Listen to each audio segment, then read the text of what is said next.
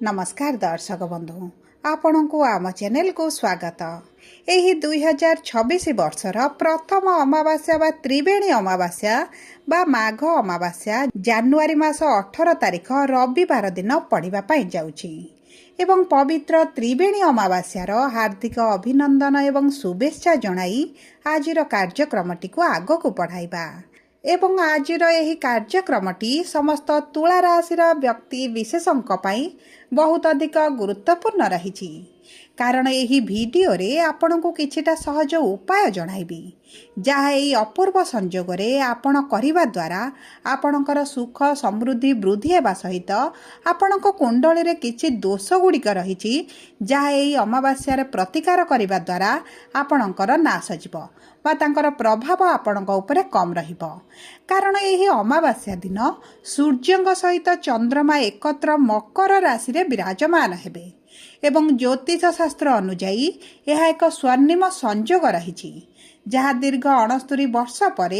2026 प्रारंभ हेबाकु जाउछि एवं यही संजोगटी धन लक्ष्मी वैभव को वृद्धि करने सहित आपणकर बहुत गुड़िए इच्छा अभिलाष मनस्कामना को मध्य पूरण करिबो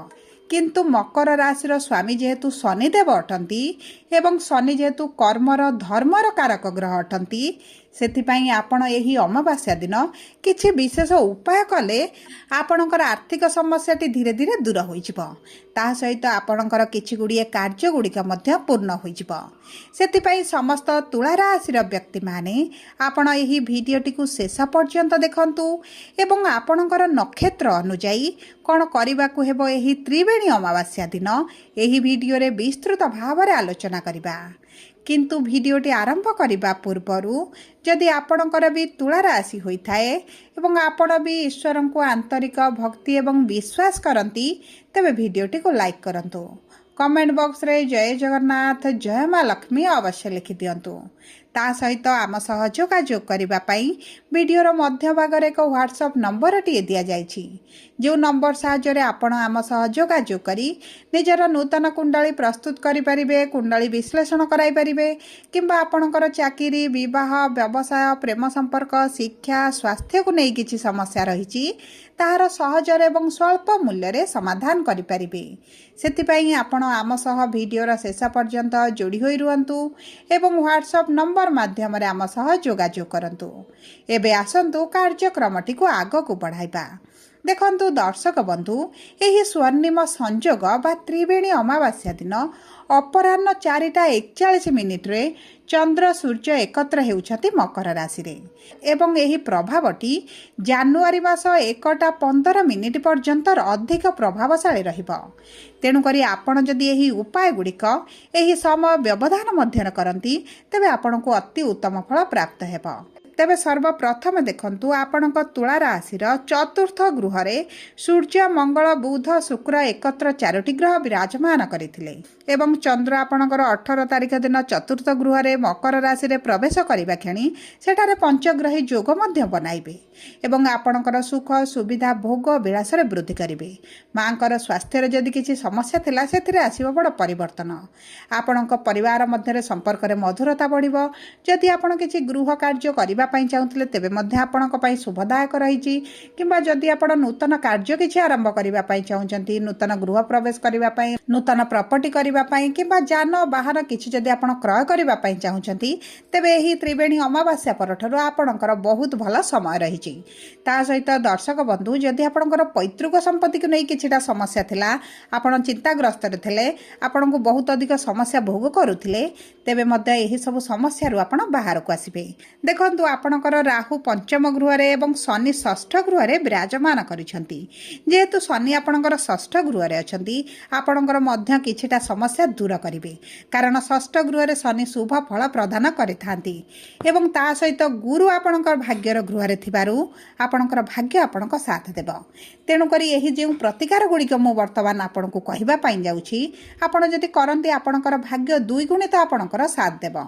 तेबे सर्वप्रथम हेउछि चित्रा तुला राशि राशि बा 14/7 तुला राशि एवं एही नक्षत्रर नक्षत्राधिपति हेउछन्ति मंगल जी आपणकर चतुर्थ गृह रे विराजमान करिसंती एवं दशम गृह को कर्मर गृह को सप्तम दृष्टि प्रदान करुछन्ति। आपणक कर्म क्षेत्र रे मान सम्मान वृद्धि हेबो। पूर्वरु जदि आपण समस्या रे थिले आपणकर शत्रु वृद्धि पाइथिले आपणकर उपरिस्थ अधिकारी हुअन्तु आपणकर कलिंग मानक सहित जदि आपणकर किछि समस्या चलिथिला तेबे मध्ये सेही समस्या गुडिक आपणकर दूर होई जिवो। आपण जदि प्रमोशन रे सैलरी इंक्रीमेंट रे किबा आपणकर ट्रांसफर रे किछिटा बाधा विघ्न देखुथिले तेबे मध्ये एई बाधा विघ्न गुडिक दूर होई जिवो। सबुठारु महत्वपूर्ण हैला जदि आपण नूतन चाकरी रो संधान रे अछंती आपणको चाकरी प्राप्ति होई जिवो।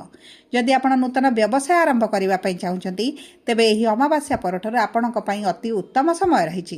तेबे देखंतु जदि एही अमावास्या दिन आपण प्रातः समय स्नान जल रे गंगा जल मिसाई स्नान करंती तेबे आपणको पई बहुत अधिक शुभदायक रहिबो। ता सहित आपण चेष्टा करंतु किछि गरीब लोक मानकु खाद्य दान करिवा पई एवं ता सहित जदि मांकड़ मानकु किछि नाली रंगर खाद्य पदार्थ दियंती किंबा आपण मसूर डाली दान कर दियंती तेबे आपणको पई शुभदायक रहिबो। आपण हस्तरे आपणकर नाली रंगर फिताटे जदि भिडती तेबे मध्ये आपणको बहुत अधिक शुभ फल मिलिबो। आपणको भाग्य आपणको साथ देबो। एवं देखंतु मंगल जेतु ऊर्जार कारक ग्रह आपण एही अमावास्या दिन महादेवंकर पूजा अर्चना करिबा सहित महादेवंक ऊपर जदि जल अर्पण करंती तेबे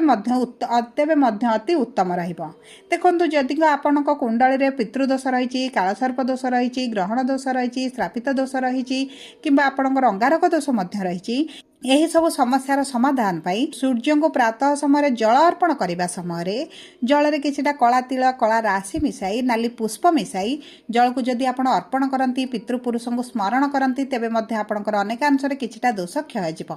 तेबे देखंतु एबे आसंतु जानिबा स्वाति तुला राशि बा 15/7 तुला राशि व्यक्ति विशेषकर राहु हेउछंती नक्षत्राधिपति एवं राहु आपणकर पंचम गृह रे विराजमान करिसंती जे कारण विद्यार्थी मानकर शिक्षा क्षेत्र समस्या प्रेम संपर्क समस्या संतान प्राप्ति रे बाधा विघ्न मध्ये आपण देखुछंती। तेबे एही अमावास्या दिन जदि आपण ओम नमः शिवाय मंत्र जप करिबा सहित आपण किछि कुकुर को खाद्य दान करंती तेबे आपणक पई अति उत्तम रहिबो। ता सहित आपण जदि महामृत्युंजय मंत्र पाठ करिवे तेबे मध्ये आपणक पई बहुत भल रहिबो। देखंतु एही अमावास्या दिन संध्या समय रे आपण गोटे सोरिष तेलर दीप नेई अस्वस्थ वृक्ष मूल रे रखी वृक्षटी को परिक्रमा करी पितृपुरुष को स्मरण जदि भी करती आपणकर किछिटा दोष मध्ये दूर होई जिवो। ता सहित देखंतु जदि आपणकर शनिकर महादशा चलीची किंबा शनिकर किछिटा खराब प्रभाव रहिची तेबे मध्ये आपण किछिटा शस्य दान करि दियंतु किंबा कला रंगर किछिटा खाद्य दान करंतु कला रंगर ब्लैंकेट दान करंतु कला रंगर वस्त्र दान करंतु शीत वस्त्र जदि गरीब लोक मानकु भी दान करंती तेबे मध्ये आपणकर शनिक सहित राहु मध्ये संतुष्ट होई जिवे। एबे आसंतु जानिबा विशाखा तुला राशि बा 16/7 तुला राशि रा व्यक्ति विशेषकर नक्षत्राधिपति हेउचंती देवगुरु बृहस्पति। एही अमावास्या दिन आपण गंगा जल मिसाई स्नान करंतु जल रे किंबा पाखरे थिबा नदी रे जदि प्रवाहित जल अछि सेठारे मध्ये स्नान करंतु। ता सहित प्रथम दिन जदि चंद्रमा को आपण संध्या समय जल अर्पण करंतु तेबे मध्ये आपणक मानसिक स्थिति रे परिवर्तन आसीबो एवं ता सहित आपण महामृत्युंजय मंत्र मध्ये पाठ करंतु गायत्री मंत्र पाठ करंतु एवं चेष्टा करंतु जदि आपणकर आर्थिक समस्याटी बढ़ी जाईची तेबे स्त्री सूक्तम पाठ करिबा पई एवं एही दिन आपण जदि स्वात्विक भोजन करंती कारण जेहेतु गुरु हेउचंती आपणकर नक्षत्राधिपति आपण अमावास्या दिन सात्विक भोजन करंतु एवं एहा को मौनी अमावास्या जेहेतु कुहा जाय गुरुजन को प्रणाम करबा सहित गुरुजन को किछिटा दान करंतु किछिटा आवश्यक पदार्थ दियंतु एवं चेष्टा करंतु किछि समय मौन रहिबा पई किछि समय चुप रहिबा पई या मध्ये आपणकर ऊर्जा को वृद्धि करिथाय एवं आपणकर ग्रह नक्षत्र स्थिति रे मध्ये किछि अंश रे परिवर्तन आनि थाय। तेबे जदि आपणकर तुला राशि होई थाय तेबे वीडियो टी किभଳି लागला कमेंट बॉक्स रे लिखि जणातु। धन्यवाद।